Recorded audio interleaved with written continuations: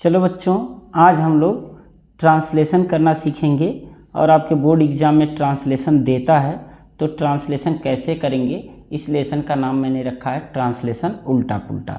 जो आपके पेपर में इस साल पूछा गया था, यानी कि आप जो देने वाले हो, तो उसके लिए समझना ज़रूरी है कि किस तरह का क्वेश्चन और किस तरह का ट्रांसलेशन पूछा गया था।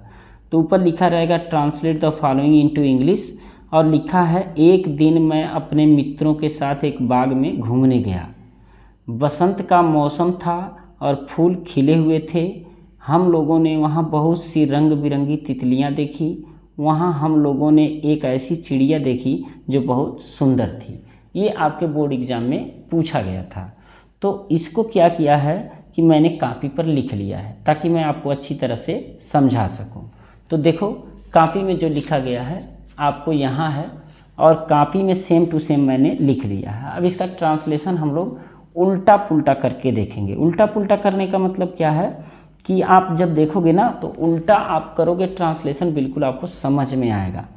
तो सबसे पहले जब हम ट्रांसलेशन करते हैं तो ये पूरा एक तरह से गद्य में दिया रहेगा, जिस तरह से मैंने आपको पेपर में दिखाया है। ये देखिए जो दिखाया है ना, इस तरह से पूरी तरह से गद्य में दिया रहेगा। लेकिन आप ट्रांसलेशन करते समय आप इसको नहीं लिखेंगे, केवल अंग्रेजी ही लिखेंगे।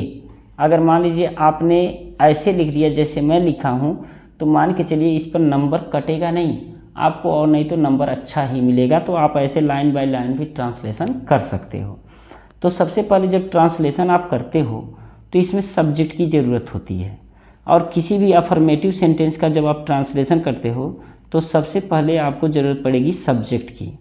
सब्जेक्ट के बाद ज़रूरत पड़ेगी वर्ब की। तो वर्ब में हेल्पिंग वर्ब पहले हो सकता है या नहीं भी हो सकता है।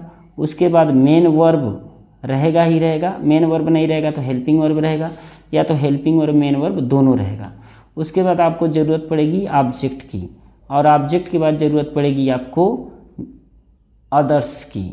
ठीक है, तो ये चीज़ें आपको सीक्वेंस याद होना चाहिए। सबसे पहले हम ढूंढेंगे कि सब्जेक्ट क्या है। तो एक दिन, अब जो एक दिन है ना, यह एडवर्ब है तो इसको हम छोड़ देंगे। मैं अपने मित्रों के साथ बाग में घूमने गया। हम यहाँ से क्वेश्चन करेंगे कि कौन घूमने गया। आप फिर से बोलो, कौन घूमने गया, कौन घूमने गया, तो आपको पता चलेगा कि मैं घूमने गया। तो सब्जेक्ट आपको मिल गया आई। ठीक है, अब आई सब्जेक्ट मिल गया। अब आप इस सेंटेंस को यहाँ से यहाँ तक देखते आओ और यहाँ लास्ट में आ जाओ घूमने गया। तो घूमना का मतलब होता है वांडर।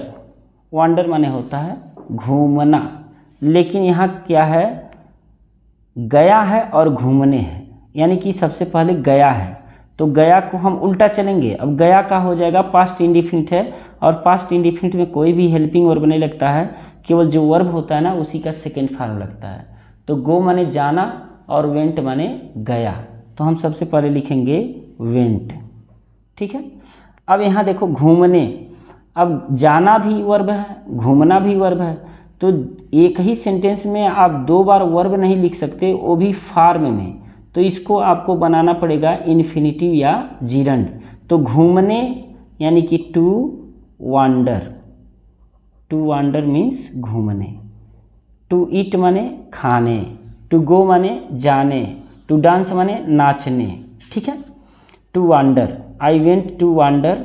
अब देखो मे का अंग्रेजी हो जाएगा इन। ठीक है, उल्टा आओ आप, बाग मतलब गार्डन, तो कॉमन नाउन है तो द लगाओगे, in the garden, in the garden. अब के साथ उल्टा आ रहे हो, के साथ का अंग्रेजी होगा विथ। विथ, ठीक है, विथ हो गया। उसके बाद अपने मित्रों, यानी कि देखो आई है ना, तो आई के साथ माई लगेगा, माई, और मित्रों का मतलब है फ्रेंड्स, FRIENDS। अब आप कहोगे एक दिन, तो एक दिन आप चाहो तो वन डे यहाँ भी लिख सकते हो, और अगर आपको याद नहीं पड़ा तो आप यहाँ भी लिख सकते हो। अगर आपको याद पड़ गया तो आप पहले ही वन डे लिख सकते हो, कोई दिक्कत नहीं, क्योंकि ये एडवर्ब है, और जो एडवर्ब होता है वह वाक्य के प्रारंभ में भी लग सकता है या वाक्य के अंत में भी लग सकता है। ठीक है, अब देखो, बसंत का मौसम था, हम कहेंगे कौन बसंत का मौसम था या कौन मौसम था। तो कौन मौसम था आप बोलोगे तो भी सब्जेक्ट नहीं मिलेगा, और कौन बसंत का मौसम था तो भी सब्जेक्ट नहीं मिलेगा। आप कहोगे कि नहीं बसंत तो मिल रहा है सब्जेक्ट, लेकिन नहीं, सब्जेक्ट क्या होता है कि जो सब्जेक्ट होता है ना, सब्जेक्ट के बाद का, की, के नहीं होता है, यानी कि प्रीपोजिशन नहीं होता है। सब्जेक्ट के तुरंत बाद ऑब्जेक्ट होता है, उसके बाद वर्ब होता है हिंदी में। तो यहाँ का आ गया, इसलिए सब्जेक्ट नहीं हो सकता। तो फिर सब्जेक्ट के रूप में जैसे गणित लगाते हो आप, तो गणित लगाते समय आपको बटे करने के लिए एक मिल जाता है। उसी तरह से अंग्रेजी में अगर सब्जेक्ट नहीं मिलता है तो आपको दो वर्ड मिलता है, एक इट मिलता है और एक देयर मिलता है। तो इट और देयर में हम किसका प्रयोग करेंगे? देखो, जब समय, वर्ष, दिन, महीना, ऋतु, मौसम, प्राकृतिक घटना हो तो हम सब्जेक्ट के रूप में इट का प्रयोग करेंगे। ठीक है, और नाउन सहायक क्रिया से सटा हुआ हो और सब्जेक्ट ना हो तो ऐसे में देयर का प्रयोग करते हैं। तो अब देखो, इट सब्जेक्ट मिल गया, अब आप उल्टा आ जाओ। था का अंग्रेजी वाज, मौसम का अंग्रेजी सीजन, ठीक है, का अंग्रेजी ऑफ, और बसंत का मतलब स्प्रिंग, स्प्रिंग। ठीक है, और फूल खिले हुए थे, और का अंग्रेजी आप लिख लो एंड। अब यहाँ कहोगे कौन खिले हुए थे, तो पता चला फूल खिले हुए थे, तो फूल का हो जाएगा फ्लावर्स, फ्लावर्स, क्योंकि एक फूल नहीं था, फ्लावर्स। ठीक है, फ्लावर्स। अब खिले हुए थे यानी कि या था, ई थी, ये थे, तो पास्ट परफेक्ट है। तो आप चाहो तो इसको पास्ट इंडिफिनिट में भी कर सकते हो या पास्ट परफेक्ट में कर सकते हो। पास्ट परफेक्ट में करोगे हैड लगेगा, और हैड के साथ खिलना का थर्ड फॉर्म लगेगा, और खिलना का अंग्रेजी होता है ब्लूम या बॉसम।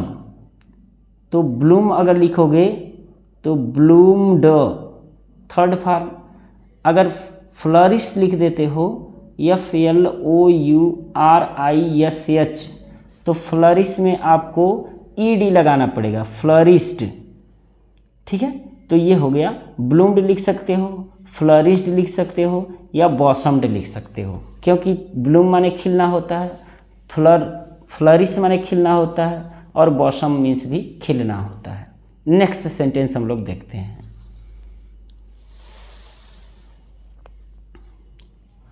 वहाँ हम लोगों ने बहुत सी रंग बिरंगी तितलियाँ देखी। ठीक है, अब देखो, यहाँ आप आओगे कहोगे कि कौन देखी या कौन तितलियाँ देखी, तो उत्तर मिलेगा कि हम लोगों ने देखी। तो वहाँ जो है ना, ये एडवर्ब है, तो एडवर्ब को आप बाद में लगा सकते हो, चाहे पहले लगा सकते हो, तो बाद में लगाओ, कोई दिक्कत नहीं।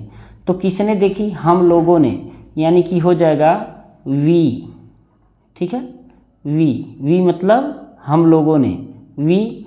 अब देखी का मतलब, अब उल्टा आ जाओ आप, देखी ये पास्ट इंडिफिनिट है, तो पास्ट इंडिफिनिट मतलब सी माने देखना, तो सा माने हो जाएगा देखा या देखी, विसा। अब उल्टा चले आओ, तितलियाँ।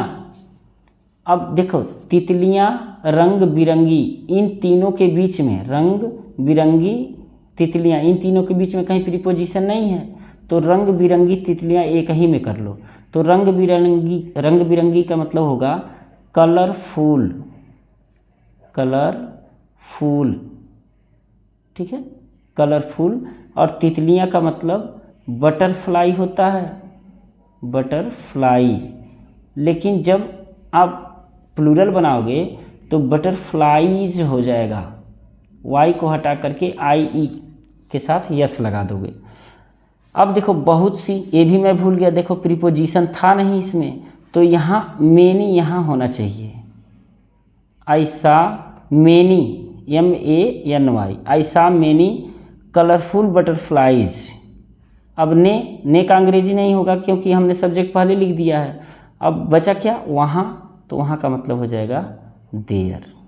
देखो कितना आसानी से ट्रांसलेशन बन गया। नेक्स्ट सेंटेंस है, वहाँ हम लोगों ने एक ऐसी चिड़िया देखी जो बहुत सुंदर थी। देखो जो है ना, तो ये रिलेटिव प्रोनाउन है और ये जो है ये रिलेटिव क्लॉज है। तो जो रिलेटिव क्लॉज है इसको छोड़ दो, क्योंकि क्लॉज जो होता है वो सेंटेंस ही होता है। तो जो के पहले वाला सेंटेंस बना लो। तो हम कहेंगे कि कौन देखी या कौन चिड़िया देखी, तो पता चला हम लोगों ने। तो हम लोगों का मतलब वी, ठीक है। वी की जगह आप चाहो तो ऑल ऑफ अस भी कर सकते हो। ऑल ऑफ अस का मतलब हम में से सभी लोगों ने, और यहाँ भी आप कर सकते हो ऑल ऑफ अस, ठीक है। अब देखी, देखी का मतलब पास्ट इंडिफिनिट है और पास्ट इंडिफिनिट का मतलब सा, ठीक है। देखी, क्या देखी? एक ऐसी चिड़िया। तो ए माने एक, ऐसी माने सच।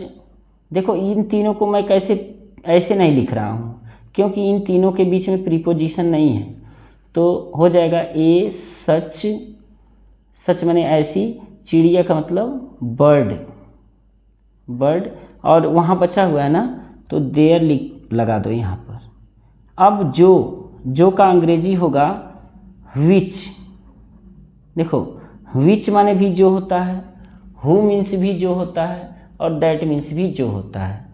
तो हु का प्रयोग ह्यूमन बीइंग के लगाया जाता है जो, और विच जो होता है निर्जीव चीज़ों के लिए और छोटे मोटे जीव जंतुओं के लिए लगाया जाता है। और दैट का प्रयोग जो किया जाता है इन दोनों के स्थान पर किया जा सकता है जो, या तो फिर इसके पहले जो एंटीसीडेंट होता है, जैसे चिड़िया है और वहाँ पर द सेम रहे, एवरीवन रहे, एवरीबॉडी रहे, ऑल रहे, तो हम दैट का प्रयोग करेंगे। तो विच जो बहुत सुंदर थी, तो उल्टा आ जाओ, थी का अंग्रेजी वाज, वाज, और बहुत सुंदर, बहुत सुंदर यानी कि वेरी ब्यूटीफुल, वेरी ब्यूटीफुल।